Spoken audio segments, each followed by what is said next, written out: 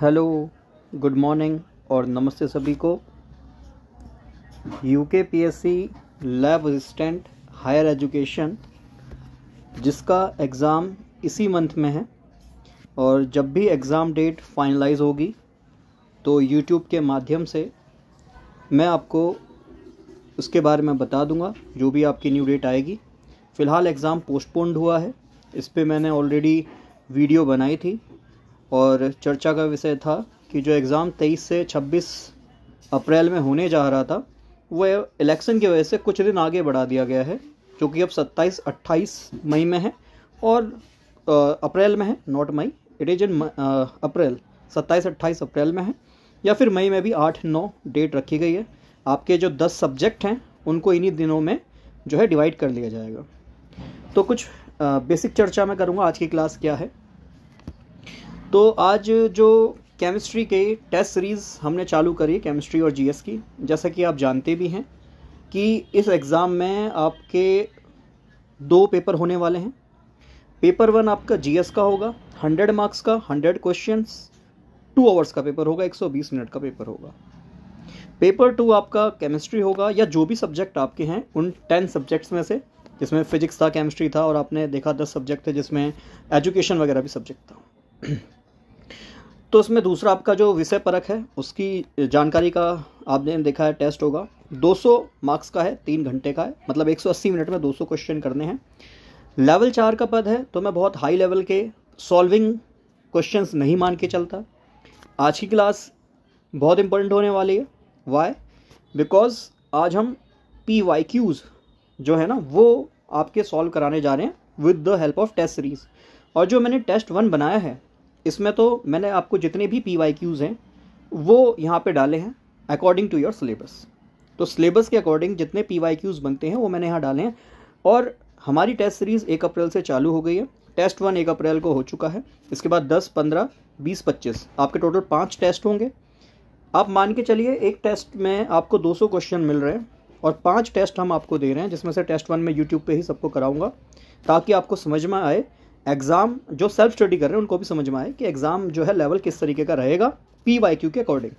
Obvious बात है दे में इंक्रीज द लेवल, क्योंकि रिसोर्सेज अब बच्चों के पास हो चुके हैं, और ऑब्वियस बात है उस लेवल पे भी हो सकता है, डिक्रीज तो कहीं से कहीं तक नहीं होने वाला है ना। और आपको ये ध्यान में रखना है कि देखो, जब भी आप टेस्ट सीरीज़ करते हैं केवल क्वेश्चन का आंसर जान लेना टेस्ट सीरीज़ का सही सदुपयोग नहीं होता। आपको ये भी देखना चाहिए कि क्वेश्चन किस बेसिस पे फ्रेम किया गया है, और क्वेश्चंस के यदि 4 ऑप्शन हैं तो क्या कुछ अलग जो ऑप्शन हैं वो मेरे यूज़ के हैं, क्या मैं उनसे भी कुछ जानकारी ले सकता हूँ? क्या पता अगली बार जो PYQ आप सॉल्व कर रहे हैं अगली बार उस ऑप्शन से ही अगला क्वेश्चन हो, है ना।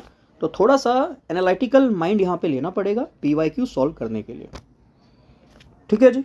तो ऐसा नहीं कि केवल क्वेश्चन आंसर आपने कर दिए और मार्क्स देख लिए मेरे इतने बन रहे हैं, और ऐसा नहीं करना है ना। एनालाइज करना है अच्छे से। जितना अच्छा एनालिसिस आप करेंगे अपने इन टेस्ट सीरीज़ का, तो आपको ऑब्वियस बात है बहुत अच्छे चांस मिलेंगे। आप 1000 क्वेश्चंस एग्जाम में प्रैक्टिस करके जा रहे हैं और ऑब्वियस बात है सिलेबस आपने कंप्लीट किया होगा। और जो टेस्ट सीरीज ज्वाइन करना चाहते हैं केमिस्ट्री और जीएस का, केम और जीएस, इसमें 5 टेस्ट मिलेंगे। पहला टेस्ट मैंने यूट्यूब पे अपलोड कर भी दिया है, ठीक है। इसके अलावा 4 टेस्ट और हैं, मतलब टोटल 5 ही हैं। आप उसको भी दीजिएगा, वो भी इसमें ही कैलकुलेट होगा। तो केमिस्ट्री जीएस का जो टेस्ट सीरीज़ है वो मात्र 99 रुपये है, ठीक है। और आपको मान लीजिए अगर जीएस पढ़ना है, जैसे कुछ बच्चों का सब्जेक्ट स्ट्रॉन्ग है बट थोड़ा जीएस में प्रॉब्लम आ रहा है, तो जीएस का बैच मात्र 99 रुपये में है। और आप चाहते हैं कि केमिस्ट्री और जीएस, आप जो है चाहते हैं कि काफ़ी बच्चे कि सर केमिस्ट्री जीएस का जो है हमें जीएस के बैच के साथ हमें जीएस का टेस्ट सीरीज़ चाहिए, तो जीएस बैच और उसका टेस्ट सीरीज़ जो है मात्र 149 रुपीज़ में, बहुत मिनिमल अमाउंट में आपके लिए लेके आए हैं, ठीक है। और ऑब्वियस बात है मैं यहाँ पे आपको क्वेश्चंस दिखा रहा हूँ, दर्शा रहा हूँ कि किस तरीके से टेस्ट सीरीज़ होने जा रही हैं। ऐसा नहीं कुछ भी वेग होगा, कुछ भी एक्सट्रीम में जाके मैं आपको दे रहा हूँ। ऑब्वियस बात है एग्ज़ाम का समय बहुत इंपॉर्टेंट समय है आप लोगों का। मैं इस पर नहीं चाहूँगा कि भाई आपका समय वेस्ट हो, है ना, क्योंकि देखो प्रिडिक्टेबल कुछ भी चीज़ नहीं है। क्वेश्चंस कहीं से भी आ सकते हैं। जो जीएस में पढ़ाऊंगा मे बी उससे क्वेश्चन ऐसा तो नहीं है कि आएंगे ही नहीं, पर ऑब्वियस बात है आने के चांसेस बहुत कम हो। पर ज़रा समझिए, जो हम जीएस भी पढ़ेंगे वो PYQ बेसिस पे पढ़ेंगे, है ना, क्योंकि समय कम है। और PYQ बेसिस पे इसलिए पढ़ेंगे क्योंकि ऑब्वियस बात है हम लोग साइंस वाले स्टूडेंट हैं अधिकतर, जो मुझसे केमिस्ट्री पढ़ना है ऑब्वियस है वो तो साइंस स्टूडेंट हैं, और कहीं ना कहीं उनका जीएस में उनको दिक्कत आती ही है।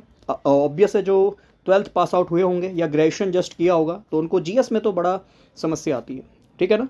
तो टू द पॉइंट हम जनरली अपना जीएस का सिलेबस रखेंगे और बाकी ऑब्वियस बात है भगवान भरोसे से छोड़ेंगे, क्योंकि जीएस अनप्रेडिक्टेबल है और इतने कम समय पे बहुत सारा जीएस का पोर्शन हमें करना भी नहीं चाहिए। हमें इस टाइम पे तो रिवीजन करना चाहिए बार बार, ठीक है। तो ये हो गई हमारी टेस्ट सीरीज से रिलेटेड बात। टेस्ट को शुरू करते हैं, समझते हैं कि कैसे PYQs अब तक पूछे गए हैं लैब असिस्टेंट या इसके जैसे एग्जाम्स में, ठीक है। तो मैं आपको कुछ विशेष बातें बता चुका हूँ कि यहाँ पे जो समय है वो 3 घंटे का है और इस एग्ज़ाम के लिए आपको 200 मार्क्स का एग्ज़ाम होगा। नेगेटिव मार्किंग भी है, ध्यान रखिएगा, 0.25 एग्ज़ाम में जा रहे हैं, तुक्का नहीं मारना है। देखो मैं पहली बात बता देता हूँ, 18 पोस्ट है मात्र, ठीक है जी। और फॉर्म कितने बच्चों ने भरा होगा मैं आपको क्लियर बोल देता हूँ, कम से कम 50,000 बच्चों ने तो फॉर्म भरा होगा, मैं मिनिमम बता रहा हूँ। वाई? क्योंकि ऑब्वियस बात है, क्लास 12th अगर बच्चा पास आउट हो चुका है साइंस साइड से, फिर आप देख रहे हैं 42 साल तक की उम्र है, तो कितना बड़ा एज गैप आता होगा। अगर 50,000 नहीं तो ये मान के चलिए एटलीस्ट 25,000 तो आपका एग्ज़ाम देने जाएंगे बड़े प्यार से, ठीक है जी। और 10K मतलब प्रॉपर वहाँ एग्ज़ाम सेंटर पे पहुँचेंगे, एग्ज़ाम देंगे। उसके बाद आप सोच सकते हैं उन 10Ks में ऑब्वियस बात है नॉन सीरियस स्टूडेंट भी हैं, बट सीरियस स्टूडेंट अगर आप 100 भी मान लेते हैं, है ना, 18 ही पद हैं, तो आप सोच के देखिए, ठीक है।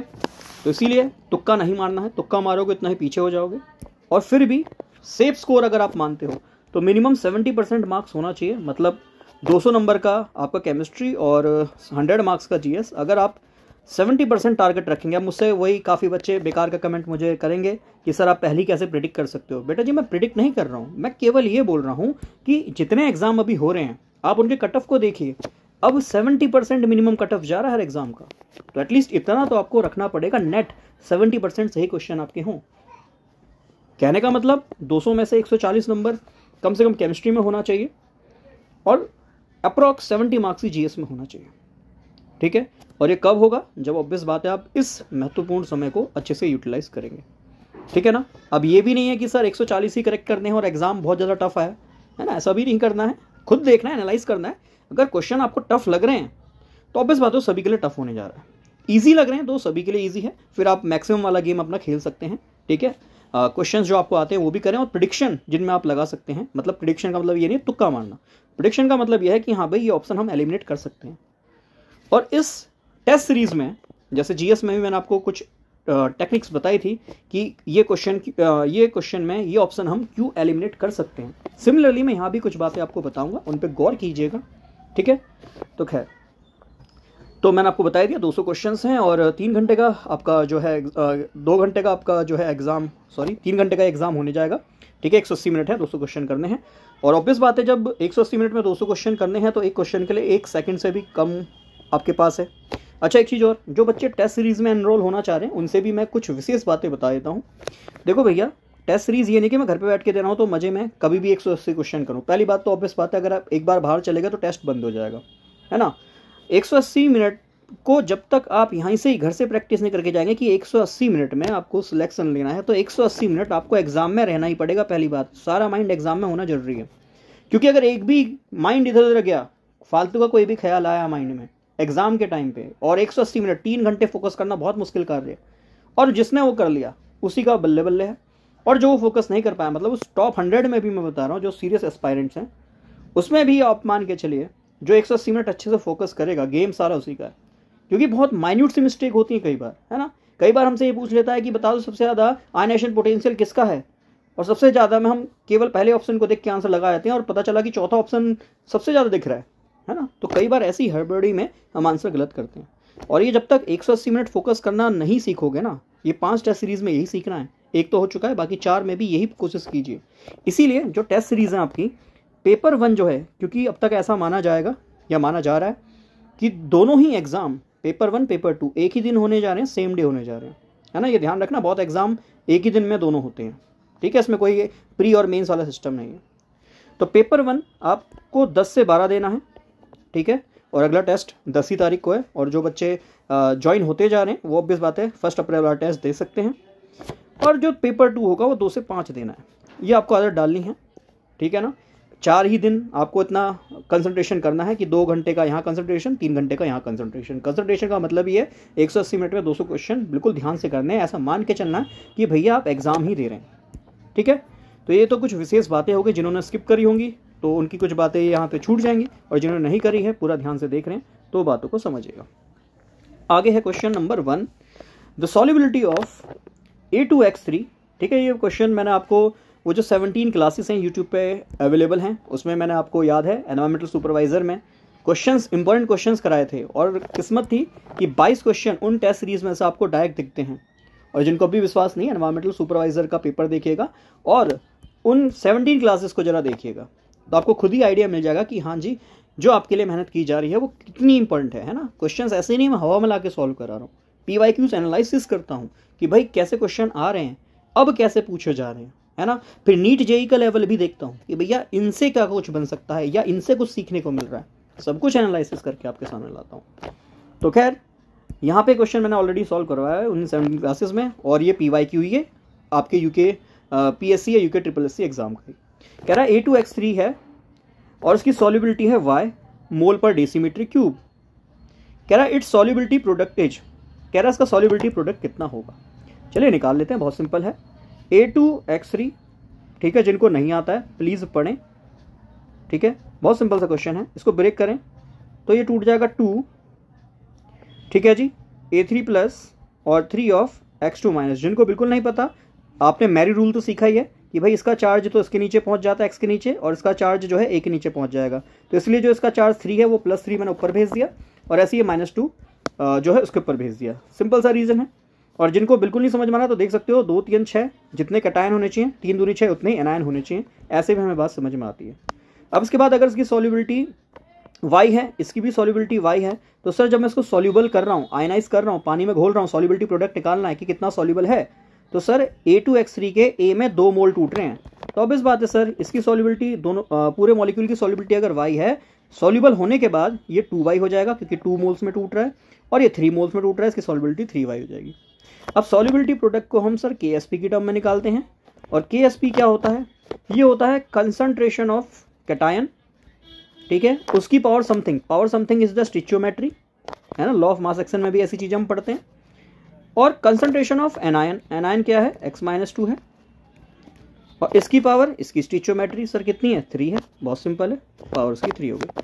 अब सर जरा देखिए, सॉल्युबिलिटी को ही जनरली हम कंसंट्रेशन कह देते हैं, तो ये ब्रैकेट का मतलब ही कंसंट्रेशन होता है, सांद्रता होता है, इतनी बातें आप सभी को समझ में आती भी होंगी। ठीक है, और एक चीज़ और, काफ़ी बच्चे अब भी इस चीज़ को पूछ रहे हैं तो मैं उनको क्लियर बता देता हूँ। जो बैच हमारा चल रहा है केमिस्ट्री और GS, जिसमें टेस्ट सीरीज सब कुछ मिलेगा, वो मात्र 299 रुपीज़ में पूरा केमिस्ट्री का सिलेबस। ठीक है, ऑब्वियस बात है पढ़ना बहुत कुछ पड़ेगा क्योंकि मैंने पढ़ाया बहुत कुछ है, क्योंकि छूटना कुछ नहीं है, और ऑब्वियस बात है इतना पढ़ के जाना कि कॉन्फिडेंट फील करो एग्जाम में। ठीक है, 299 रुपीज़ में GS, केमिस्ट्री, टेस्ट सीरीज सब कुछ। ठीक, चलिए, तो यहाँ पे कंसंट्रेशन ऑफ A3 प्लस मतलब कैटायन की कंसंट्रेशन कितनी है सर, 2y है, और इसकी पावर कितनी है सर, इसकी पावर, इसकी स्टिचियोमेट्री कितनी है, 2 है, मैंने यहाँ 3 लिखा है, इट इज़ 2। ठीक है, तो इसकी पावर 2 हो गई। और ऑब्वियस बात है कंसंट्रेशन ऑफ x एनायन की कितनी है, 3y है, सर इसकी पावर 3 हो गई। अब इसको सॉल्व कर लीजिएगा, 2 का स्क्वायर 4, 4y स्क्वायर, गुणा में 3 का क्यूब 27y क्यूब, मल्टीप्लाई कर लीजिएगा तो 108 y की पावर 5 आ जाएगा। तो सही आंसर मिल गया sir, D is the right answer. ठीक है, तो सिंपल सा प्रश्न है। अब मैं आपको बता देता हूँ, ये जो क्वेश्चन है आपके सिलेबस के अकॉर्डिंग थोड़ा सा वेग है, आप अपना सिलेबस जब पढ़ के देखेंगे तो उसके अकॉर्डिंग थोड़ा ये बाहर का मैं से मानूंगा, out of syllabus, but terms and condition, ये क्वेश्चन इसलिए भी एग्जामिनर दे सकता है, रीज़न बता देता हूँ, क्योंकि आपने लॉ ऑफ मास एक्शन पढ़ा है, और लॉ ऑफ मास एक्शन पे कहीं ना कहीं ये बातें बैठ रही हैं, है ना, और law of mass action chemical kinetics में भी पढ़ते हैं, तो आप ये नहीं कह सकते क्वेश्चन बाहर का है ना, ये चीज़ ध्यान में रखिएगा। तो आप नहीं कह सकते हो कि भाई क्वेश्चन बाहर का है, आपके एग्जामिनर तुरंत प्रूफ कर देंगे कि सर इस तरीके से नहीं तो इस तरीके से क्वेश्चन आपके सिलेबस का है। ठीक है, इसलिए मैं ये आपको एग्जाम में दिया है। अगला question very simple, protein is made up of, protein किससे मिलकर बना होता है भैया, तो आपको पता है प्रोटीन का बेसिक यूनिट तो सर अमाइनो एसिड होता है, अगर इतना भी कॉमन सेंस लगा लेंगे तो कंफ्यूज कभी नहीं होंगे। प्रोटीन बना होता है अमाइन एसिड से, मतलब इसमें अमाइन NH2 ग्रुप होगा, और एसिड है तो सर इसमें COOH ग्रुप भी होगा, तो मतलब इस पर सर नाइट्रोजन होगा, कार्बन होगा, हाइड्रोजन होगा और ऑक्सीजन होगा, 4 चीज़ें तो हैं। तो सर कार्बन है, यस है, हाइड्रोजन है, ऑक्सीजन है, नाइट्रोजन है, तो yes sir, B is the right answer. Common sense से भी क्वेश्चन हो सकता है अगर आपको थोड़ा बहुत भी आइडिया। तो आगे क्वेश्चन देखते हैं, 1 मिनट दीजिएगा। अगला क्वेश्चन है कि आपके पास है C6H6, सर यह बेंजीन है जिसके बिना ऑर्गेनिक सूनी। कह रहा है इसमें ए ऐसा क्या चीज मिलाएं कि इसकी रिएक्शन अगर AlCl3 से कराएं तो C6H5CONH2 बन जाएगा। सर ये C6H5CONH2 ये क्या है? ये तो बेंजोइल एमाइड है। कुछ बातें ध्यान रख लेना। सर ये बेंजीन है, बेंजीन इज C6H6, बिल्कुल सही बात। अगर मैं एक हाइड्रोजन को हटाता हूं सर, या कोई ग्रुप यहां जोड़ देता हूं, तो आपको पता चलेगा कि सर ये C6H5 बन जाएगा। इसको हम फिनाइल कहते हैं। मैं कुछ एक्स्ट्रा ज्ञान नहीं दे रहा, बस 2 बातें बता रहा हूं, ध्यान रखना, ठीक है। और ये बेंजीन है, इस पर अगर CH2 ग्रुप लगा दूंगा सर ये बेंजाइल हो जाएगा, ध्यान रखना। और बेंजीन है, अगर इस पर CO ग्रुप लगा दूंगा तो बेंजोइल हो जाएगा। तो ऑब्वियस बात है, यहाँ बेंजीन है, CO ग्रुप है, बेंजोइल है, और उस पर NH2 ग्रुप मतलब एमाइड है, तो प्रोडक्ट बेंजोइल एमाइड बन रहा है, ये भी ध्यान में रखना। पता चला यहाँ तो डायरेक्ट दे रखा है। और अगली बार जो क्वेश्चन आया उसमें साफ लिख दे कि benzene react with A in presence of anhydrous AlCl3 it gives benzoyl amide. अब पता ही नहीं कि बेंजोइल अमाइड है क्या, तो ऑब्वियस बात है क्वेश्चन में दिक्कत होगी, ठीक है। तो खैर भैया ये रिएक्शन जो दिख रही है सर, ये कहीं ना कहीं फ्रीडल क्राफ्ट की मिलती जुलती है। सर फ्रीडल क्राफ्ट हमने पढ़ा है ना। फ्रीडल क्राफ्ट में क्या पढ़ा है कि भैया AlCl3 है ना, AlCl3 को ऐसा कोई कंपाउंड चाहिए जिसपे क्लोरीन लगा हो, है ना, क्लोरीन। और मान लो ये X कोई कंपाउंड है, X से क्लोरीन जुड़ा है, और साथ में आप रिएक्शन किससे करा रहे हो सर? AlCl3 से, जो कि रिएक्शन में दे भी रखा है। AlCl3 से अभिक्रिया हो रही है, तो हमें पता है ये Cl और AlCl3 आपस में कंबाइन हो जाते हैं, और सर ये टेट्राक्लोरो एल्यूमिनेट थर्ड आयन बना लेते हैं, है ना, AlCl4- बना लेते हैं। और जो X है, लाई का इलेक्ट्रोफाइल जनरेट हो जाता है, और बेंजीन यहाँ पे इलेक्ट्रोफिलिक सब्स्टिट्यूशन रिएक्शन देता है। और जब ये बेंजीन इलेक्ट्रोफिलिक सब्स्टिट्यूशन रिएक्शन देगा तो ऑब्वियस बात है एक्स ग्रुप कौन सा होगा सर? ये एक्स ग्रुप ऐसा होगा जिसपे Cl लग रहा हो। तो सर पहला ऑप्शन हो सकता है, नहीं हो सकता। सर थर्ड ऑप्शन हो सकता है, नहीं हो सकता। तो देखो यहाँ पे हम क्या सीख रहे हैं कि ऑप्शन एलिमिनेट करना भी आना चाहिए। फिर ये ना हो काफी बच्चे डायरेक्ट चौथा ऑप्शन देख लें और हड़बड़ी में, क्योंकि 180 मिनट में 200 क्वेश्चन करने, 1 मिनट से कम का समय है, पता चला चौथा ऑप्शन ही पहले पढ़ा और इसी को आंसर कर दिया, है ना, कि Cl ही तो चाहिए, लगा दो जी। ऐसा नहीं करना है, जरा पढ़ लेना है। चौथा क्यों हटा दिया? क्योंकि सर यहाँ CH2 ग्रुप एक्स्ट्रा दिख रहा है साफ साफ, है ना, और जबकि यहाँ कोई CH2 ग्रुप है ही नहीं, तो सर चौथा मैंने इसलिए हटा दिया। कुछ भी तुक्का नहीं मारा, समझा है बात को। सर X की जगह क्या होगा? सर X की जगह ये पूरा CONH2 ग्रुप होगा। तो X कौन सा ग्रुप है सर? CONH2 है। और इस पे लगा हुआ जो Cl है सर, ये AlCl3 के साथ चला गया, AlCl4 बना लिया। और ये X प्लस क्या है सर? ये X प्लस है आपका CO, जिसपे प्लस चार्ज है, और NH2, है ना, ये इलेक्ट्रोफाइल यहाँ जनरेट हुआ है। अब बस बेंजीन पे इस इलेक्ट्रोफाइल को जोड़ दीजिए तो आपको ये बेंजोइल एमाइड मिल जाएगा। तो सर इसके according B is the right answer. बहुत सरल है, सिंपल है। मुझे पता है काफ़ी लोगों ने क्वेश्चन पढ़ा होगा, आगे स्किप कर दिया होगा, कुछ मेन बातें यहाँ पे छोड़ दी होगी कि क्या जनरेट हो रहा है। कई बार क्वेश्चन ऐसे पूछ लेता है, तो ध्यान रखना होता है थोड़ा चीज़ों को। आगे नेक्स्ट, पॉलीमर हमारे सिलेबस का पार्ट है, और ये जो आपका एग्जाम 26 मई को है फॉरेंसिक साइंस वाला, उसमें भी पॉलीमर हमारे सिलेबस में है, और पॉलीमर उन 17 क्लासेस में मैंने कवर किया हुआ है, ठीक है। क्वेश्चन है caprolactam is a monomer out of the following, किसका मोनोमर है ना। तो भैया पहली बात, question number 1, sir what is caprolactam. अब काफ़ी बच्चे तो कैप्रोलैक्टम, है ना, पहली बार सुन रहे होंगे, तो उनको भी थोड़ा सा ध्यान में रखना चाहिए। ये हमारा कैप्रोलैक्टम होता है, ठीक है। कह रहा है ये कैप्रोलैक्टम जो है 7 मेंबर रिंग वाला है, ये कह रहा है इसका मोनोमर क्या होगा, किससे बना होगा। तो आपको पता है पॉलीमर बहुलक का एक मोनोमर होता है, ठीक है। वो मोनोमर क्या होगा ये पूछा है, तो right answer is the nylon 6। अब देखो किस तरीके से हमें यहाँ पे एक बात और सीखनी है कि अपने ऑप्शंस को भी देखना है। ये नहीं कि केवल हम अपना काम पूरा कर रहे हैं, खानापूर्ति पूरी कर रहे हैं कि भैया टेस्ट सीरीज दे रहे हैं और बस, है ना, आंसर देना है हमें, बस खत्म कहानी। नहीं, ऐसा ना करें। एक बार जरूर नायलॉन 6 को भी देख लें, इसके मोनोमर्स देख लें, मेलामाइन को देख लें, टेरलिन को देख लें, इनके मोनोमर्स भी देख लें, ठीक है। हालांकि मेलामाइन तो आप जानते हैं आपका एक प्रोटीन है ना, जो ऑब्वियस बात है बॉडी के कलर को डिफ्रेंशिएट करता है, ठीक। तो इन चीज़ों को जरूर ध्यान दीजिएगा। आगे next, the most stable carbonium ion for the SN1 reaction, ठीक है। अब SN1 reaction halo alkane, hello arenes हमारे सिलेबस में है, उनकी फिजिकल केमिकल प्रॉपर्टीज तैयार करनी है। तो हेलो एल्कीन्स की केमिकल प्रॉपर्टीज में SN1 रिएक्शन भी आता है, और ये बोल रहा है कि स्टेबल कार्बोकैटायन SN1 रिएक्शन में कौन सा बन रहा है, ठीक है। PYQ ही है, ध्यान रखना है। और UKSSC या UKPSC किसी एग्जाम में पूछा गया है। ऑब्वियस बात है केमिस्ट्री से रिलेटेड वो एग्जाम होगा, चाहे वो लैब असिस्टेंट या कोई सा भी एग्जाम है। तो यहाँ पे आप अगर देख पा रहे हैं कि स्टेबल कार्बोकैटायन आप सभी को पता है सर, टर्शियरी वाला सबसे ज़्यादा स्टेबल होता है, देन सेकेंडरी होता है, देन प्राइमरी होता है। बहुत सरल सा क्वेश्चन है ना, ये कार्बोकैटायन की सर स्टेबिलिटी है। बहुत सरल सा क्वेश्चन है, बहुत चुन्नू मुन्नू सा क्वेश्चन है, ध्यान रखिएगा। तो सर यहाँ पे एक ही दिख रहा है, ये प्राइमरी है, ये आपका मिथाइल कार्बोकैटायन नहीं होगा, ये सर सेकेंडरी है ना, और ये सर प्राइमरी है। और आपने बताया टर्शियरी वाला सबसे ज़्यादा स्टेबल होगा। टर्सरी जिनको नहीं पता, ऐसा कार्बन जिस पे 3 ग्रुप लगे उसको हम टर्शियरी कहते हैं। सिंपल सी बात है, और यही सबसे ज़्यादा स्टेबल होता है क्योंकि इस पर 3 इलेक्ट्रॉन डोनेटिंग ग्रुप हैं। वो सब कहानी मैंने ऑलरेडी आपको कार्बोकैटायन में पढ़ाई है। पर इस वाले एग्जाम में हमारा GOC नहीं आ रहा है ना, GOC आ रहा है हमारे हायर एजुकेशन में, सॉरी फॉरेंसिक साइंस में। हायर एजुकेशन तो ऑब्वियस बात आपका आने वाला है। तो फॉरेंसिक साइंस में हमारा GOC पूछ रहा है, इसमें GOC नहीं पूछ रहा, ये ध्यान रखना। आगे वेरी इंपॉर्टेंट NCERT का question, why NCERT is important, वो यहाँ से बात समझ में आती है।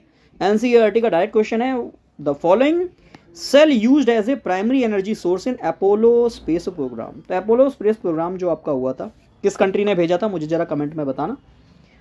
तो ये इसमें जो सेल यूज हुआ था वो कौन सा हुआ था, बहुत सिंपल है, it is hydrogen oxygen fuel cell. अब आपका काम क्या है भाई, लेड स्टोरेज सेल के बारे में भी थोड़ा पढ़ लूँ, NICD सेल के बारे में पढ़ लूँ, उनकी रिएक्शंस पढ़ लूँ, कौन ऑक्सीडेशन कर रहा है, कौन रिडक्शन कर रहा है, और मरकरी सेल के बारे में भी पढ़ लूँ। ये आपका काम होना चाहिए। टेस्ट सीरीज का यूटिलाइजेशन ऐसे ही किया जाता है। आगे next, the most toxic pollutant of the automobile exhaust is. तो भैया ऑटोमोबाइल के एग्जॉस्ट से क्या निकलता है, सबसे ज़्यादा लेड निकलता है। तो सिंपल सा क्वेश्चन है, D ब्लॉक का क्वेश्चन है, D ब्लॉक की एप्लीकेशन का क्वेश्चन है, NCERT से बन जाएगा। NCERT में भी एप्लीकेशन दी है। आगे, the gas evolve when methyl amine react with nitrous oxide.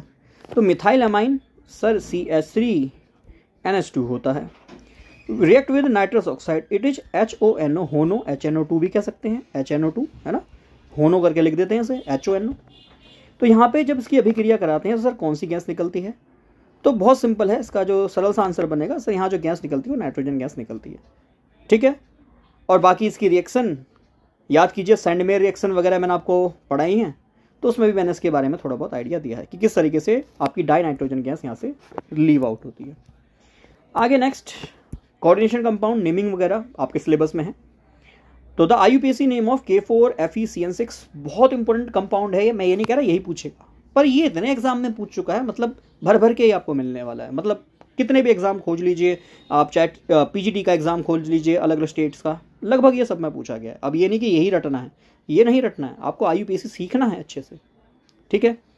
तो द IUPAC नेम, और मेरे भी कुछ BSc वाले वीडियोस हैं तो उसमें भी मैंने IUPAC सिखाया है, वो भी आपको यूट्यूब पे मिल जाएगा। तो IUPAC name of K4FeCN6 is. तो भैया सबसे पहले नेमिंग हमें जनरली लेफ्ट टू राइट करनी होती है, तो लेफ्ट में पहले मेटल है तो मेटल का ही नाम आएगा, है ना। तो पोटेशियम, ऑब्वियस बात है, सभी ऑप्शन में पहले पोटेशियम दिया है। फिर 6CN है तो हेक्सासाइनो। अच्छा, कॉम्प्लेक्स के अंदर पहले हम किसका नाम देते हैं, हम पहले लिगेंड का नाम देते हैं, तो इसलिए मैंने हेक्सासाइनो, 6CN है तो हेक्सासाइनो कर दिया। फिर इसके बाद हमें ये देखना है, पोटेशियम मेटल है, इस पर प्लस चार्ज है, तो इस कॉम्प्लेक्स पे सर 100% माइनस चार्ज होगा, है ना, क्योंकि ये कॉम्प्लेक्स है। और कॉम्प्लेक्स भी कैसा है, एनायनिक कॉम्प्लेक्स है, क्योंकि कॉम्प्लेक्स के ऊपर माइनस चार्ज है, क्योंकि पोटेशियम मेटल है तो 100% प्लस होगा, मेटल पे प्लस चार्ज होता है, तो कॉम्प्लेक्स पे माइनस आएगा, एनायनिक कॉम्प्लेक्स का टाइप है। और जब भी एनायनिक कॉम्प्लेक्स के अंदर मेटल फंसा हो, है ना, मेटल उससे कॉम्प्लेक्स बना रहा हो, तो मेटल के लास्ट में 8 लग जाता है, क्योंकि एनायनिक कॉम्प्लेक्स है, उसको दर्शाने के लिए हम बस लास्ट में क्या लगा देंगे, 8 लगा देंगे नाम के। तो नाम क्या बनेगा, पोटेशियम हेक्सासाइनो, आयरन को फेरिक कहते हैं ना, फेरस, तो फेरेट बन जाएगा। तो पोटेशियम हेक्सासाइनो फेरेट, और ऑक्सीजन स्टेट निकाल के देखना +2 आ जाएगी, है ना, क्योंकि 6 है, 4 माइनस होगा तो 6 में से 4 गया, 2 बचा, तो नाम बन जाएगा पोटेशियम हेक्सासाइनो फेरेट सेकेंड। तो कौन सा ऑप्शन है, आई थिंक C है, पोटेशियम हेक्सासाइनो फेरेट सेकेंड, तो it is the right answer, है ना सरल। अब जो पढ़ चुके होंगे सरल ही लग रहा होगा, जिन्होंने नहीं पढ़ा है भैया तो कब पढ़ोगे मुझे बता दीजिए, 25 दिन एग्जाम में है। इथाइल मैग्नीशियम ब्रोमाइड, तो भैया आपका है C2H5MgBr, react with ethanoic acid, ethanoic, चलो भैया इथेनॉइक ही बना देते हैं, CH3, है ना। चलो मैं ऐसे थोड़ा रिवर्स करके लिख देता हूँ ताकि थोड़ी सी समस्याएं दूर हों। तो ये है आपका इथेनॉइक एसिड, है ना, एसिटिक एसिड भी कह सकते हैं, इथेनॉइक एसिड है। कह रहा जब इनकी अभिक्रिया होगी तो क्या मिलेगा, कीटोन मिलेगा, कार्बोक्सिलिक मिलेगा, एल्डिहाइड मिलेगा, एल्कीन मिलेगा। तो भैया ये रिएक्शन एनसीईआरटी, ये क्वेश्चन आपका एनसीईआरटी के बेसिस पे बिल्कुल साफ साफ होते हुए दिख रहा है कि जो ग्रिग्नार्ड रिएजेंट पे ये जो एल्काइल वाला ग्रुप होता है ना, ग्रिग्नार्ड रिएजेंट RMgx सभी को पता है। तो ये जो एल्काइल वाला पार्ट होता है ये हमेशा प्रोटॉन या एसिडिक हाइड्रोजन को उठाता है। किसको उठाता है? एसिडिक हाइड्रोजन, ये जनरल प्रॉपर्टी है, ठीक है, एसिडिक हाइड्रोजन को उठाता है। आप सभी को पता है ये इथेनोइक एसिड है तो उसका हाइड्रोजन ये लूज करेगा, तो ये जो C2H5 ग्रुप है हाइड्रोजन से जुड़ेगा तो सर ये C2H6 बना लेगा। C2H6 हमारे एल्केन होते हैं, बहुत सरल सी बात है, तो सिंपल आंसर मिल जाएगा एल्केन।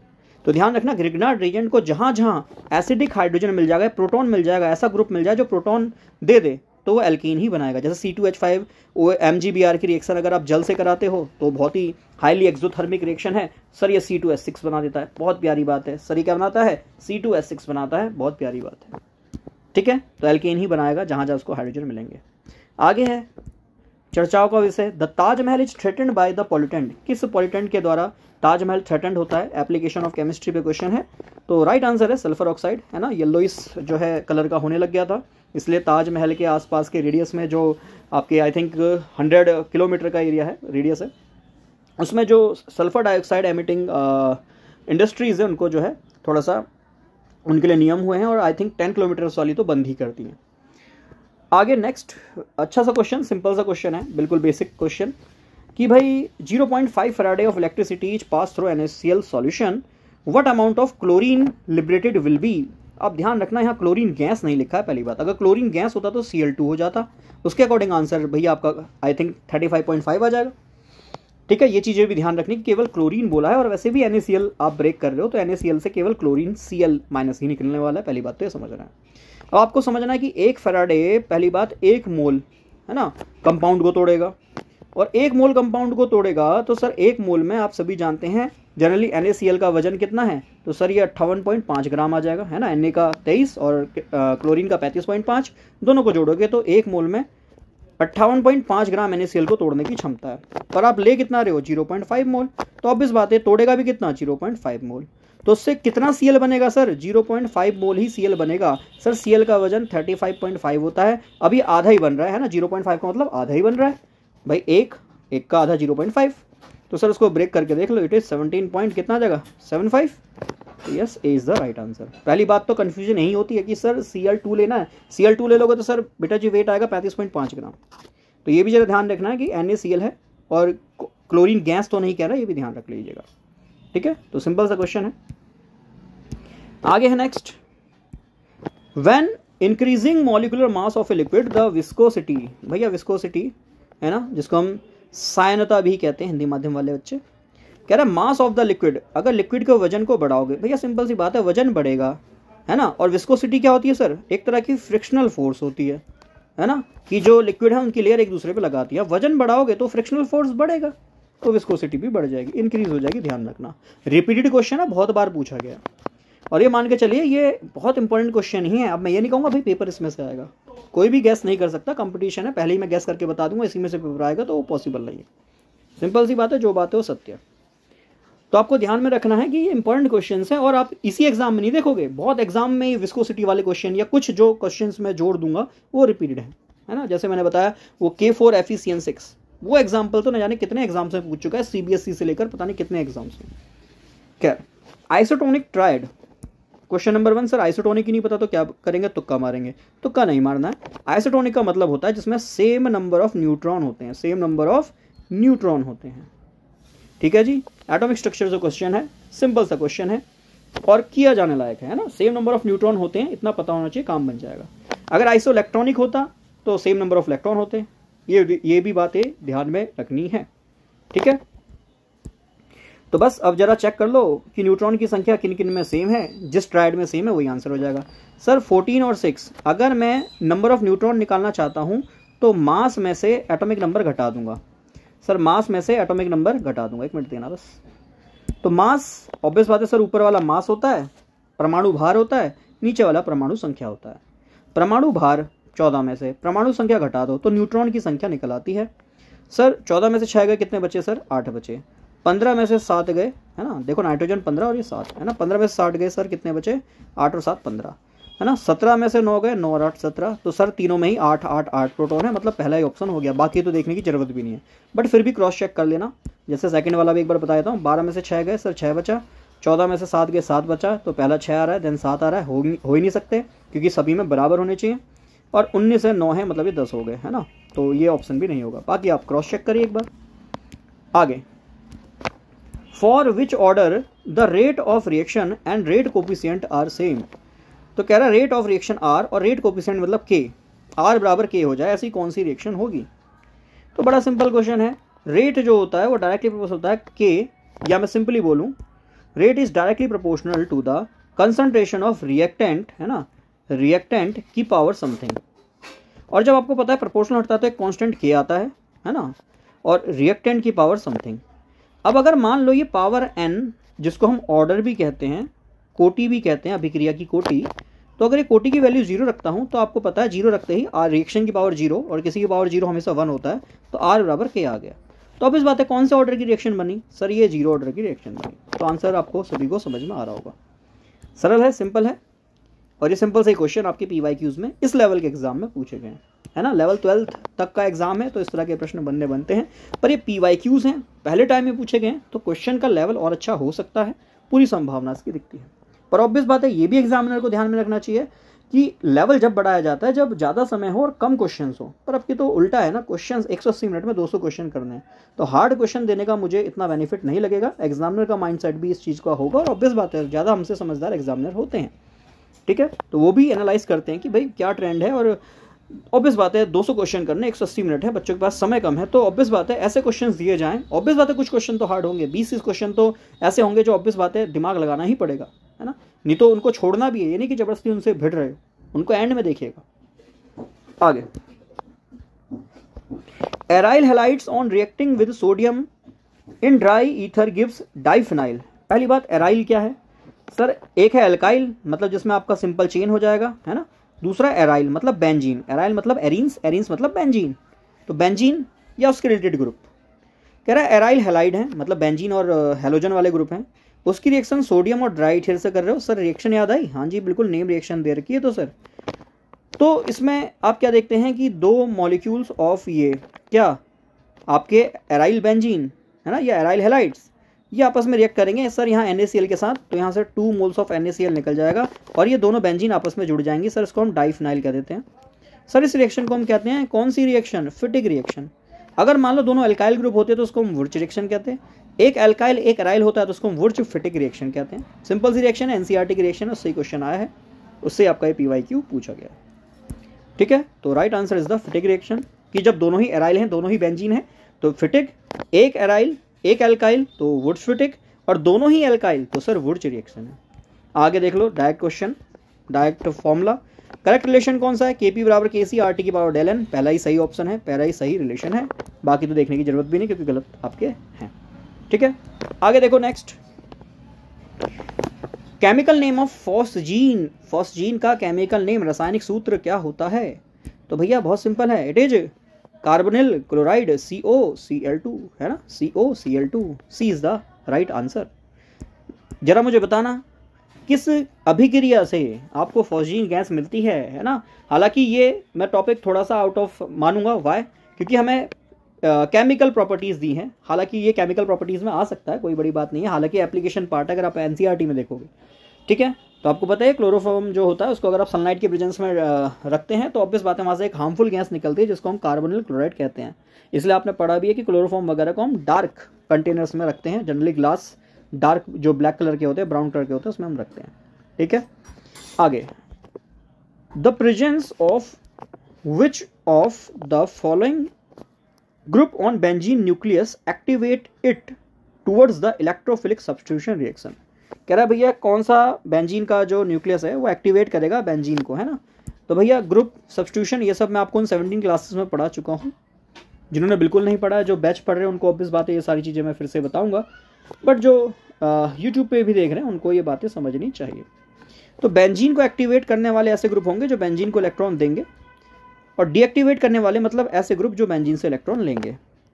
तो एक्टिवेट जो बेंजीन को इलेक्ट्रॉन देंगे, तो cyano group CN group electronegative होता है, तो बेंजीन से ऑब्वियस बात है इलेक्ट्रॉन लेंगे, तो मैं इसको इधर लिख देता हूँ, ठीक है।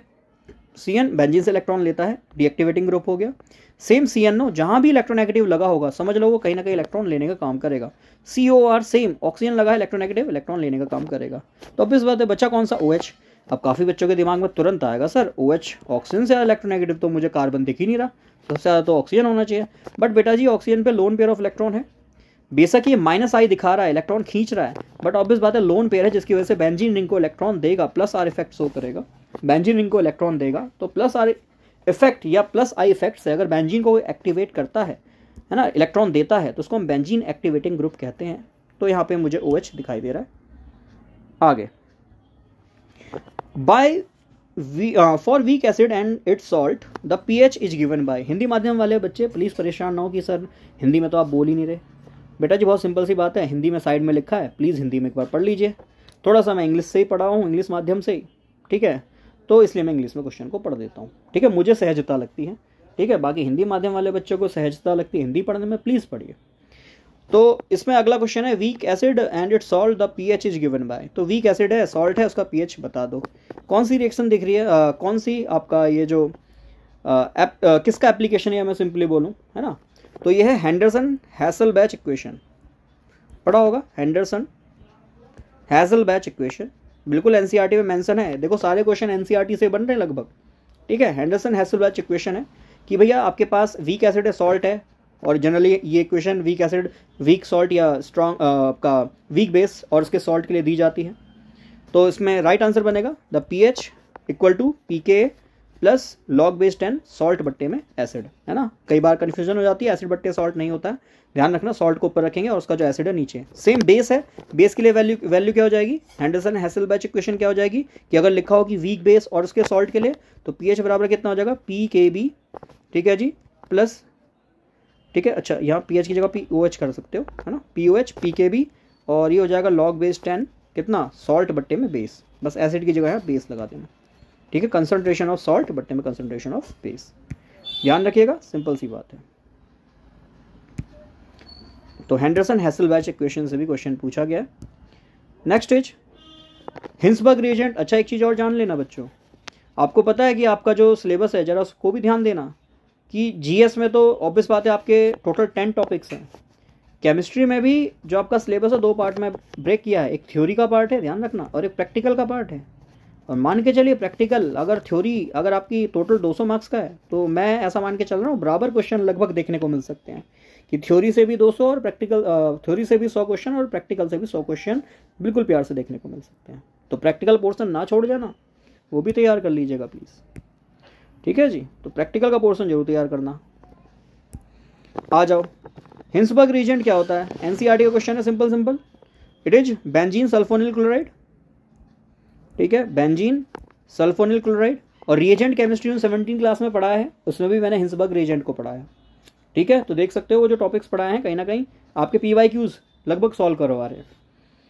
तो Hinsberg reagent benzene sulphonyl chloride है, और आपने पढ़ा है कि जो प्राइमरी अमाइन है ये हिंसबर्ग रिएजेंट के साथ रिएक्शन देते हैं, और इनका जो एन इथाइल है ना, बेंजीन सल्फोनिलमाइड जो सॉल्ट बनता है वो बेस में डिसॉल्व हो जाता है।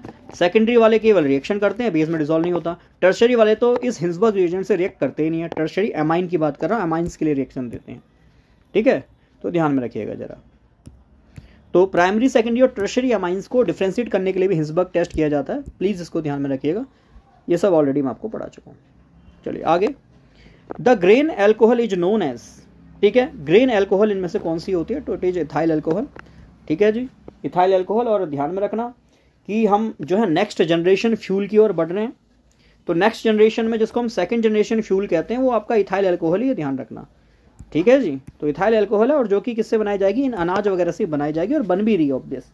और आप देख रहे हैं कि इथेनॉल ब्लेंडिंग का प्रोग्राम भी चल रहा है, मतलब पेट्रोल में इथेनॉल को मिक्स करके दिया जाए, ठीक है। और 10% तक अब गवर्नमेंट मिक्स कर रही है, और धीरे धीरे उसको 20%, 30%, 100% तक भी ले जाएगी। इंजन को भी ऑब्वियस बात है उस तरीके से चलाना पड़ेगा। फायदा क्या है ये भी बता देता हूँ। जो आपका इथेनॉल है आप जानते हैं 2 ही कार्बन है, जब ये बर्न करेगा तो कार्बन डाइऑक्साइड के 2 ही मॉलिक्यूल देगा। जबकि पेट्रोल में सर ऑक्टेन होता है ना, C8H18 होता है, ऑक्टेन होता है सर। जब ये जलेगा तो ऑब्वियस बात है 8 गुना कार्बन से 4 गुना कार्बन देगा कार्बन डाइऑक्साइड, क्योंकि सर यहाँ 2 कार्बन है, 8 है, मतलब 4 गुना कार्बन डाइऑक्साइड दे रहा है। तो अगर ऑब्वियस बात है इथेनॉल को हम फ्यूचर फ्यूल देख रहे हैं तो हमें ये भी फ़ायदा मिलेगा कि हम CO2 का एमिशन कम कर देंगे, है ना, क्योंकि केवल ये 2 ही कार्बन डाइऑक्साइड मॉलिक्यूल देगा, जबकि आपका पेट्रोल जो है वो 8 गुना कार्बन डाइऑक्साइड दे रहा है। ठीक है जी, तो ये कुछ बेसिक सी बातें हैं जो आपको ध्यान में रखना होता है। आगे, Nobel prize for DNA double helix model discovery was shared by, तो नोबेल प्राइज DNA किसके द्वारा दिया गया है? तो विंसन क्रिक, फ्रैंकलिन तो नहीं है, ठीक है, अच्छा वॉटसन लिखा है, वॉटसन क्रिक, अच्छा 3 जने हैं तो 2 जने क्यों दे रखा है? अच्छा ये ऑप्शन है ना, हाँ तो ये गलत हो गया। फिर फ्रैंकलिन तो नहीं है भाई साहब, है ना, वॉटसन क्रिक तो है। आगे वॉटसन क्रिक, हरगोविंद खुराना जी नहीं, इंडियन साइंटिस्ट यहाँ नहीं है, तो ऑब्वियस बात है सी ऑप्शन बचा है, Watson Crick and Maurice Wilkins, है ना। तो ये 3 ही रिसर्चर हैं जिन्होंने DNA का जो है डबल हेलिक्स स्ट्रक्चर दिया है, तो ये भी PYQ है। आगे, the nucleus of mass number A has a radius, तो कह रहा है न्यूक्लियस कितना होगा मास नंबर अगर किसी का A है तो R बराबर R नॉट A की पावर 1/3। ये तो सिंपल सा क्वेश्चन है, डायरेक्ट फॉर्मूला ही पूछा है ना, कि जो हम जानते भी हैं कि रेडियस जो है वो डायरेक्टली प्रोपोर्शनल होता है मास नंबर के, है ना, मास नंबर की क्यूब रूट के, तो ये चीज़ हमें ध्यान रखनी होती है। आगे, ऑन इंक्रीजिंग डाइल्यूशन, जब आप डाइल्यूशन बढ़ाते हैं तो इक्विवेलेंट कंडक्टिविटी क्या होती है? सर ये तो इंक्रीज होती है, सिंपल सी बात है, डाइल्यूशन करोगे तो इक्विवेलेंट कंडक्टिविटी बढ़ जाएगी, क्योंकि आयंस के पास ज़्यादा सॉल्यूशन होगा टू मूव, और जितना मूव करेंगे उतना ऑब्वियस बात है इक्विवेलेंट कंडक्टिविटी बढ़ जाएगी। ठीक है, बट इन्फानाइट डाइल्यूशन करेंगे तो क्या प्रभाव पड़ेगा ये आप मुझे कमेंट में बताएंगे। ठीक है, ये मैं आपको ऑब्वियस बात है बैच चल ही रहा है, तो इलेक्ट्रोकेमिस्ट्री में सारी बातें मैं आपको समझाऊंगा अभी। ये बहुत सिंपल क्वेश्चन, आपका जो some basic concept of chemistry है ना, नन्ना मुन्ना सा क्वेश्चन। 1 पिकोग्राम में कितना होता है? पहली बात पिको ही पता होना चाहिए, इससे ही आंसर मिल जाएगा। पिको मतलब 10 की पावर 12, और ग्राम है तो उसका ग्राम लगा दो, तो 10 की पावर -12 ग्राम हो गया। सिंपल क्वेश्चन है, और देख लो PYQ है। सिंपल क्वेश्चन भी आते हैं, ध्यान रखना है, पेपर हार्ड ही नहीं होता है ना, सिंपल क्वेश्चन भी आते हैं, और पहला टेस्ट है तो थोड़ा सा मोरल बूस्ट हो, इसलिए मैंने क्वेश्चन पेपर को ईजी ही रखा है। ईजी का मतलब PYQ के जो बिल्कुल सिंपल वाले क्वेश्चन है वो दिए। टेस्ट 2 ऑब्वियस बात है 3, 4 थोड़ा सा इसमें मैं लेवल बढ़ाऊंगा, ध्यान रखना। ठीक है, इसमें अगर 140-50 नंबर मैं देख रहा हूँ काफ़ी बच्चों के आए हैं, तो उनको भी थोड़ा सा कहूँगा कृपया ध्यान दें। खैर, the strongest hydrogen bond is present, तो किसमें स्ट्रॉन्गेस्ट हाइड्रोजन बॉन्ड होगा? तो हाइड्रोजन बॉन्ड बनता किनकी वजह से है? Sir FON, fluorine oxygen nitrogen की वजह से बनता है। क्लोरीन भी बनाता है बट वो सॉल्ट स्टेट में। HCl हाइड्रोजन बंद नहीं बनाता, बट HCl को फ्रीज कर दो तब वो हाइड्रोजन बंद बनाएगा, है ना। पर बेसिक बात हमने ये देखी होती है कि जो हाइड्रोजन बंद है वो इलेक्ट्रोनेगेटिविटी की वजह से बनता है, और सबसे ज़्यादा उसका होगा जिसका स्मॉल साइज होगा। तो सबसे छोटा साइज तो सर इसमें फ्लोरीन का है, तो अब इस बात है फ्लोरीन ही यहाँ पे जो है स्ट्रॉन्ग हाइड्रोजन बॉन्ड बनाएगा। अब सर ये सब मैं आपको ऑलरेडी लैब असिस्टेंट जो फॉरेंसिक साइंस है, हाइड्रोजन बॉन्ड वगैरह सब कुछ कहानी वहाँ पढ़ा चुका हूँ। ठीक है, आगे, the disappearance of purple colour, purple colour का गायब हो जाना।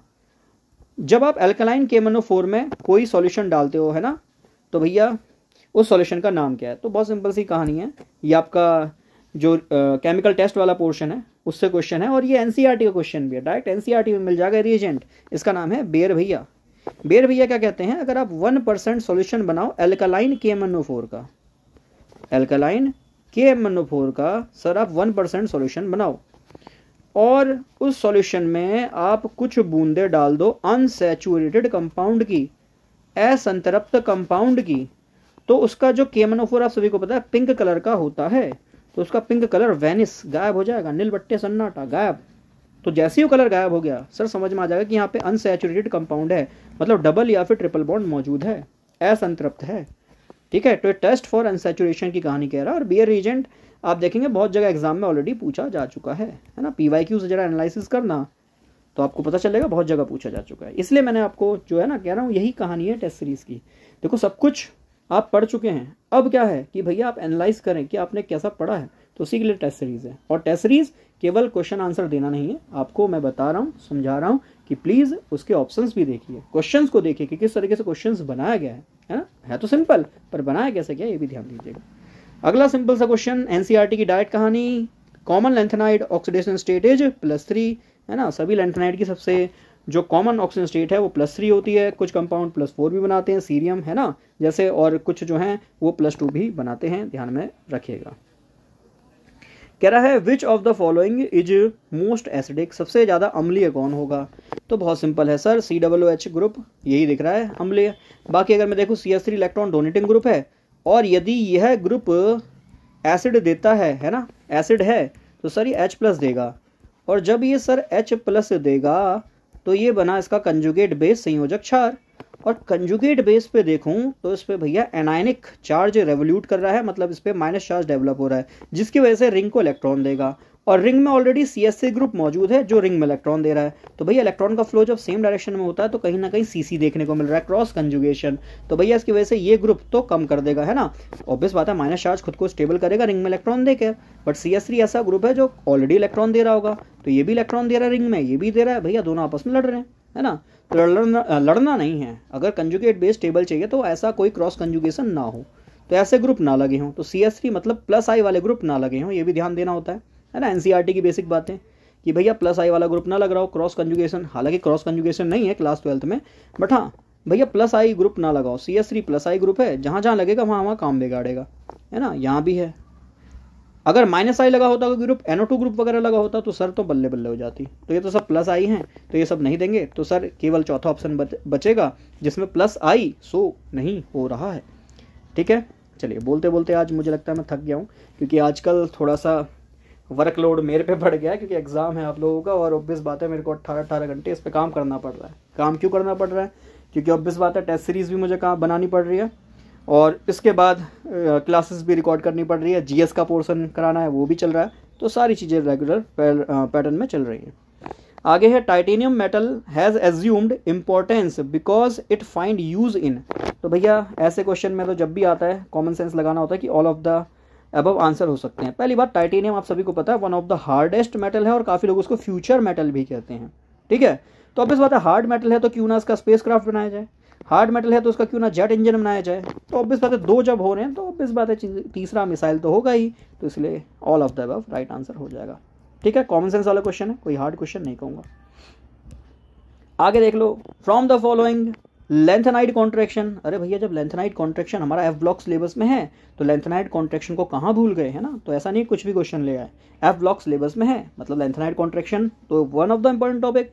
तो भैया क्वेश्चन पूछा जाना लाजमी है, और ये सबसे ज़्यादा अधिक पूछने वाला क्वेश्चन है क्या, कि लेंथेनाइड कॉन्ट्रैक्शन की वजह से इनमें से कौन सा जो है फैक्टर रेस्पॉन्सिबल होगा, ये पूछ रहा है। तो देखते हैं जरा, कह रहा है जिंक एंड जिंक दिया है, नॉट अच्छा जिरकोनियम नहीं है, जिंक है। Zinc and yttrium have almost the same size. अरे भैया कैसे हो सकता है, जरा देखना, ये 3D सीरीज है। 3D सीरीज आपकी शुरू होती है स्कैंडियम से, है ना, एटॉमिक नंबर 21 से, और ये खत्म होती है आपके जिंक पे, एटॉमिक नंबर 30। फिर आते हैं 4D सीरीज पे, सर ये शुरू होती है इटीरियम से, और सर ये खत्म कहाँ होती है, कैडमियम, है ना। इटीरियम आई थिंक 39, और ये कितना हो गया सर 48 हो गया। इसके बाद आती है सर 5D सीरीज, शुरू होती है कहाँ से, लेंथेनम से, एटॉमिक नंबर 57 इसके बाद हॉफमियम एटॉमिक नंबर 71, और लास्ट में आता हाइड्रोकारियम मरकरी एटॉमिक नंबर 80। तो सर जिंक और ऐसा तो हमने कभी जीवन में नहीं पढ़ा कि क्रॉस में चल रहा हो कुछ, तो ये तो कहानी बनेगी नहीं पहली वाली। Zinc, zirconium and zinc, sir zirconium रह गया कहाँ, है ना, यहाँ एटॉमिक नंबर 40, है ना, 40 पे आता है जिरकोनियम, और सर जिंक आ गया यहाँ 30 पे, सर ऐसा भी कोई रिलेशन नहीं बनेगा। आगे है जिरकोनियम एंड नोइबियम, ये कुछ कहानी बन रही है कि जिरकोनियम और नोइबियम हो सकता है, या जिरकोनियम और हॉफमियम। तो चलो इस चीज़ को जानते हैं, ठीक है, एक बार जल्दी से मैं आपके लिए, क्योंकि जिरकोनियम और नोइबियम और जिरकोनियम और हॉफमियम तो ये हमारी सीरीज़ बन सकती है, जिसमें 3D में सबसे पहले आएगा, 4D में सबसे पहले आएगा yttrium atomic number 39, zirconium atomic number 40। यहाँ आ जाओ 5D सीरीज़ में आपका लेंथेनम एटॉमिक नंबर 57, और जिनको बिल्कुल नहीं समझ में आ रहा प्लीज़ एक बार इसको पढ़िएगा, और मैंने भी यूट्यूब पे ऑलरेडी पढ़ा हुआ है BSc सेकेंड ईयर में, ठीक है, वहाँ से भी इसको देख सकते हैं, बहुत अच्छे से लेंथेनाइड कॉन्ट्रैक्शन वहाँ पे समझा है। हॉफमियम एटॉमिक नंबर सर 70 आपका कितना होता है, 2 होता है, ठीक है। तो जरा देखो लेंथेनाइड कॉन्ट्रैक्शन की वजह से देखो बीच में सारे लेंथेनाइड आ रहे हैं, मतलब सीरियम से आपके जो यटर्बियम है ना, यहाँ तक के 58 से लेकर 71 तक के एलिमेंट आ रहे हैं, जिनकी वजह से साइज में कमी आती है, कॉन्ट्रैक्शन होता है।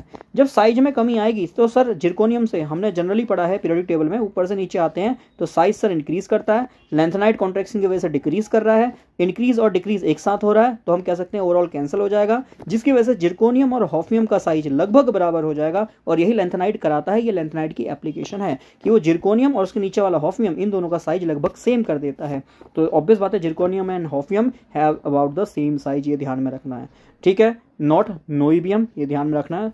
तो सेम ऑक्सीजन स्टेट वाला सीन नहीं है, साइज सेम होता है किसका, जिरकोनियम और हॉफनियम का, ये ध्यान में रखना है। ठीक है, तो ये सबसे बेस्ट एप्लीकेशन जो है इसकी, है ना। और भी एप्लीकेशंस हैं जिसकी वजह से आपको जो है ग्रुप नंबर 13 से लेकर आपके 16 तक में नीचे वाले जो ग्रुप हैं वो इनर्ट पेयर शो करती हैं, अपने ग्रुप के ऑक्सीजन स्टेट से -2, है ना, कम दिखाती हैं। तो ये भी आपको ध्यान में रखना है।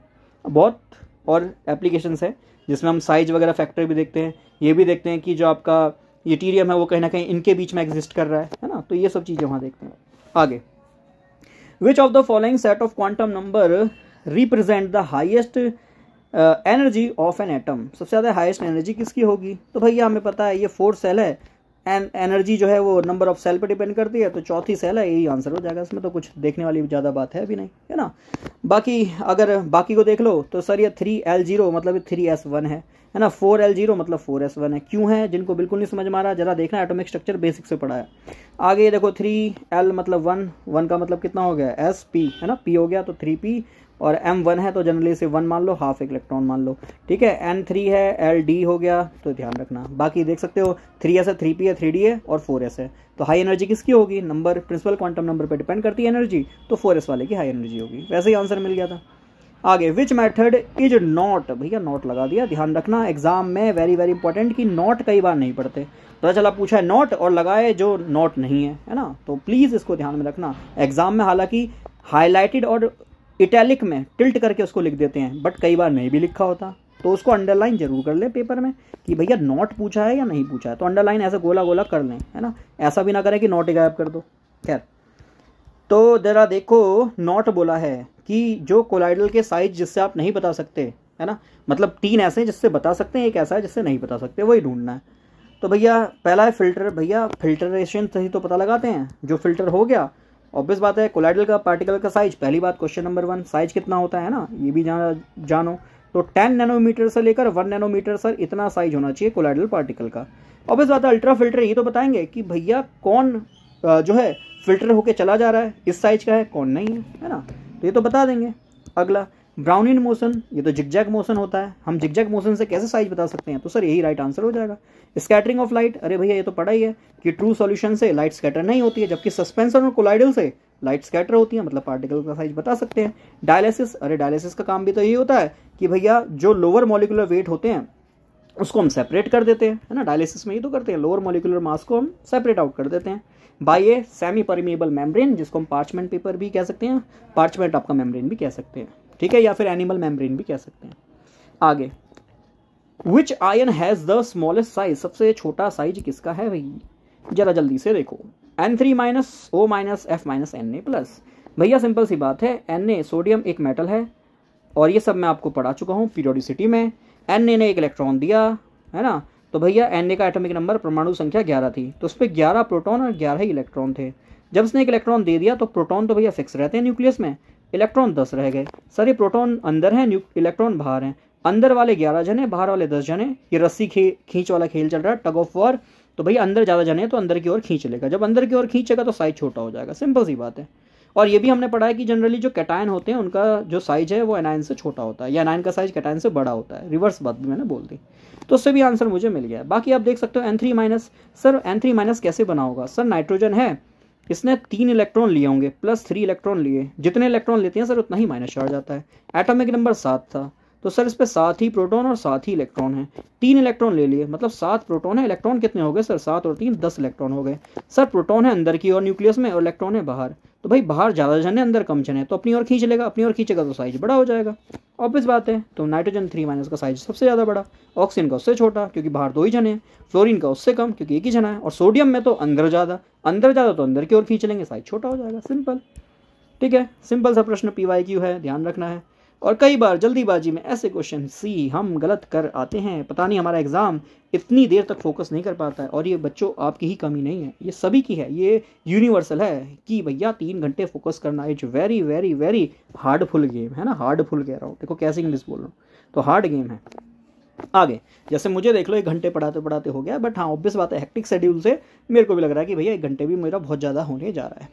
आगे the BHB boron hydride boron bridge in B2S6। अरे भैया B2S6 देखो, ये है B2S6 है ना, ऐसे बना होता है NCERT में, बट NCERT में और भी बातें कहता है कि सर यहाँ पे आप सभी जानते हैं बोरोन BS3 होता है सर, इस पे 3 ही हाइड्रोजन है, मतलब 3 ही बंध हैं, 3 ही बॉन्ड हैं, एक बॉन्ड में 2 इलेक्ट्रॉन होते हैं, 3 बॉन्ड में सर 6 इलेक्ट्रॉन हैं। अष्टक थ्योरी के अकॉर्डिंग, ऑक्टेट थ्योरी के अकॉर्डिंग 8 इलेक्ट्रॉन होने चाहिए, इस पे तो नहीं है, 2 इलेक्ट्रॉन की कमी है, 6 ही इलेक्ट्रॉन है। तो सर ये बोरोन दूसरे बोरोन के पास जाएगा और उसके साथ डाइमर बना लेगा, जोड़ा बना लेगा है ना, और BS3 मिलकर B2S6 बना लेंगे। और सर इसमें ये जो हाइड्रोजन के 2 इलेक्ट्रॉन होंगे, यही हाइड्रोजन अपने 2 इलेक्ट्रॉन अगले बोरोन से भी शेयर करेगा, तो ये 2 इलेक्ट्रॉन यहाँ से लेकर यहाँ तक शेयर होंगे, मतलब इस बोरोन हाइड्रोजन के बीच में भी शेयर होंगे, इस बोरोन हाइड्रोजन के बीच में भी शेयर होंगे, तो 2 इलेक्ट्रॉन इस बोरोन हाइड्रोजन से लेकर इस बोरोन हाइड्रोजन के बीच में शेयर होंगे। ऐसे ही मान लो ये वाला बॉन्ड इस बोरोन हाइड्रोजन के बीच में है, तो सर यही 2 इलेक्ट्रॉन हैं, बट वही 2 इलेक्ट्रॉन यहाँ तक शेयर करेगा। वाई? क्योंकि सर 6 इलेक्ट्रॉन हैं, जब ये अपने 2 इलेक्ट्रॉन उधर पहुँचाएगा तो इसका स्टक पूरा हो जाएगा, और जब इधर पहुँचाएगा तो इसका स्टक पूरा हो जाएगा। क्यूमुलेटिव अप्रोच करते रहेंगे ताकि एक दूसरे को स्टेबल बनाएं according to octet theory. Octet theory के अकॉर्डिंग एक दूसरे को स्टेबल बनाने के लिए सर ये डाइमर बना लेता है, और डाइमर बनाने के बाद ये कुछ इस तरीके का, देखो इस तरीके का बॉन्ड बना लेगा है ना। 3 ही बॉन्ड हैं सर, sp2 हाइब्रिडाइजेशन है, एक p ऑर्बिटल खाली है तो ये अपना एक p ऑर्बिटल इस हाइड्रोजन को दे देगा, ऐसे ये p ऑर्बिटल यहाँ आ जाएगा, जिसकी वजह से ये बॉन्ड के 2 इलेक्ट्रॉन यहाँ ट्रेवल करेंगे इस p ऑर्बिटल में, ऐसे ये बॉन्ड के 2 इलेक्ट्रॉन यहाँ ट्रेवल करेंगे इस बॉन्ड में। तो आप देखोगे कि यहाँ पे 1 centre, 2 centre, 3 centre, sir 3 atom के सेंटर हैं, BHB 3 सेंटर हैं। सर इलेक्ट्रॉन कितने ट्रेवल हो रहे हैं? सर एक बॉन्ड के केवल 2 इलेक्ट्रॉन ट्रांसफर हो रहे हैं यहाँ से लेकर यहाँ तक, तो सर यहाँ पे 3 सेंटर 2 इलेक्ट्रॉन बॉन्ड बन रहा है। ऐसे कितने बॉन्ड बन रहे हैं? सर एक ये नीचे बन रहा है, एक ये ऊपर बन रहा है, तो ऐसे 2 times of 3 centre 2 electron bond बन रहे हैं। ये बात समझ में आई। तो हमें ये भी समझ में आ गया कि सर यहाँ कितने इलेक्ट्रॉन ट्रेवल हो रहे हैं, तो 2 हो रहे हैं। कैसा बॉन्ड बन रहा है? 3 सेंटर 2 इलेक्ट्रॉन बॉन्ड बन रहा है। और सब जब हम इसका क्यूमुलेटिव स्ट्रक्चर देखते हैं तो हमें समझ में आता है कि बॉन्ड इज लाइक अ बनाना, तो सर इसको हम बनाना बॉन्ड भी कहते हैं, ये भी ध्यान रखना है ना। केला बॉन्ड, केले की तरह ये शेप दिखाई दे रही है ना, तो बनाना बॉन्ड इसको कहेंगे, ये भी हमें ध्यान रखना है। तो सर 2 ऐसे बनाना बॉन्ड देखेंगे, काफ़ी लोग इसे बेंट बॉन्ड भी कह देते हैं, कोई समस्या नहीं है, जैसा कहना चाहो वैसे कह लो, मजे में करो, ठीक है। तो इस चीज़ को ध्यान में रखना है, ठीक। तो कितने इलेक्ट्रॉन है भैया? 2 इलेक्ट्रॉन है, रीजन समझा दिया। आगे, what is a in the given Arrhenius equation? इस आर्हेनियस इक्वेशन में ए क्या है? तो बेटा जी आपको पता है कि ये जो ई से पहले आने वाला ए है, इसको हम प्री एक्सपोनेंशियल फंक्शन भी कहते हैं। प्री मतलब पहले, एक्सपोनेंट मतलब ई है ना, ई को हम एक्सपोनेंट ही तो कहते हैं, तो प्री एक्सपोनेंशियल मतलब एक्सपोनेंट से पहले आने वाला, और इसको हम फ्रीक्वेंसी फैक्टर भी कहते हैं। फ्रीक्वेंसी फैक्टर भी कहते हैं, सारे नाम एनसीईआरटी में मेंशन हैं।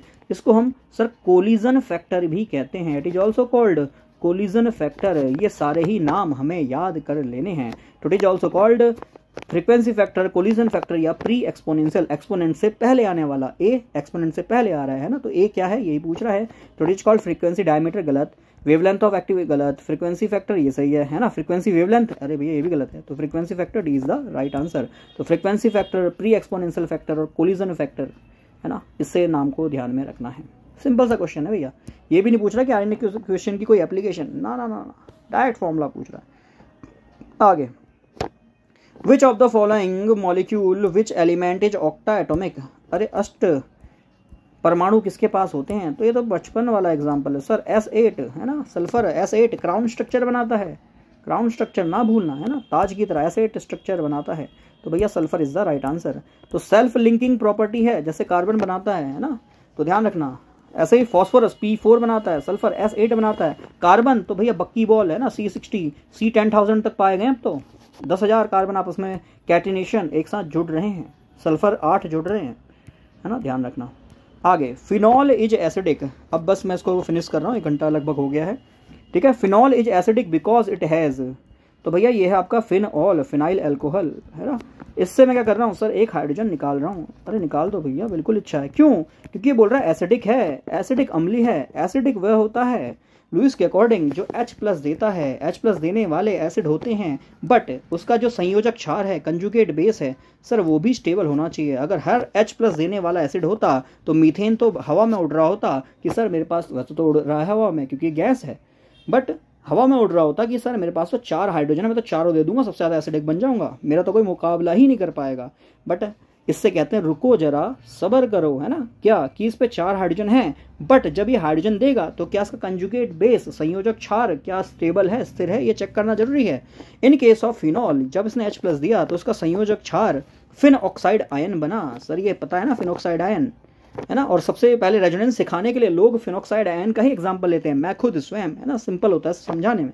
तो सर इस पे माइनस चार्ज है जो बेंजीन रिंग में अपने आप को स्टेबल कर लेगा, और जब ये माइनस चार्ज खुद में स्टेबल है तो सर ये अपने H+ को देगा, और ये अपने इलेक्ट्रॉन पेयर दे रहा है रिंग में, तो डेट मीन्स रेजोनेंस करा रहा है। तो ऑब्वियस बात है सर, रेजोनेंस की वजह से यह एसिडिक है। क्यों? क्योंकि जब ये H+ देगा तो संयोजक क्षार कंजुगेट बेस अपने आप में रेजोनेंस दिखा रहा है। और मैंने आपको बताया था कि जब भी माइनस चार्ज आता है तो 3 फैक्टर जरूर चेक करना है।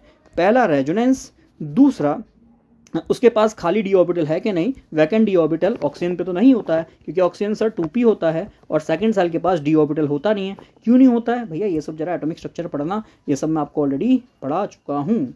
ठीक है जी, तो ये है लगभग 1 घंटे की क्लास, मुझे भी थोड़ा सा विराम चाहिए। और अगर पसंद आता है तो भैया प्लीज़, हेटर्स बहुत सारे हैं, अब मैं उन पर चर्चा भी नहीं करना चाहता, अपनी एनर्जी जो है मुझे पॉजिटिव डायरेक्शन में लगानी है, ठीक है, जिससे मैं ज़्यादा से ज़्यादा बच्चों तक अप्रोच कर पाऊँ। और जो नेगेटिव हेटर्स हैं ये चेंज नहीं होने वाले, और मुझे बहुत सारी एनालिसिस मिल रही है जिससे साफ दिखता है कि ये कोई ज़्यादा बच्चा नहीं है, ये 1 या 2 ही हैं महान, और वो अपने, मैंने बताया ना, मम्मी पापा दादा दादी सबका मोबाइल लेके जी एक ही काम कर रहा है। कोई बात नहीं, कर ले भाई, तेरे पास चीज़ के लिए समय है। मेरा चैनल जिस दिन मोनेटाइज हो गया, एक बार आने पे मेरे को ऑब्वियस बात है उस मोनेटाइजेशन का लाभ मिलने वाला है, चाहे तुम लाइक करो डिसलाइक करो, तुम्हारी इच्छा है। ठीक है, बाकी जिन बच्चों को लग रहा है वैल्यूएबल क्लासेस हैं वो प्लीज़ अपना काम करें और शेयर भी कर दिया करें प्लीज़, है ना। ऑब्वियस बात है, ग्रोथ आप भी हमारी कराएं तो हम आपकी भी ग्रोथ कराएंगे। और जिनको कोर्स लेना है ऑब्वियस बात है, लिंक मैं डिस्क्रिप्शन में दे दूंगा, वहाँ से जो है आप बैच को भी ज्वाइन कर सकते हैं। कोई भी डाउट बनता है कमेंट में ज़रूर उसको करिएगा, मुझे बड़ी खुशी होती है अगर आप पॉजिटिव डाउट पूछते हो। पता चला मैं एक ही बात लिख रहा हूँ, वीडियो में बता भी रहा हूँ, और फिर कमेंट में भी वही चीज़ आ रही है कि सर ऐसा होगा क्या। अरे भाई, वो मैंने वीडियो में आपको ऑलरेडी बताया है, प्लीज़ कृपया ध्यान से देखें, आपकी लगभग सारी बातें मैं यहाँ क्लियर कर देता हूँ। ठीक है, तो भैया अपना काम आप लोग भी कर दें, लाइक ज़रूर करना और कमेंट जरूर करना कि भैया कैसा लगा, और जो जो क्वेश्चंस पूछें आंसर उनका भी मेंशन कर देना कि सर इसका आंसर ये है। ठीक है, जिनका आंसर सही होगा मैं उस पर हार्ट दूंगा, नहीं होगा तो उनको भैया थोड़ा सा करेक्ट कर दूंगा, प्लीज़ इसको ऐसे पढ़ लें। ठीक है, तो आज की क्लास को इतना ही रखता हूँ, bye bye and take care.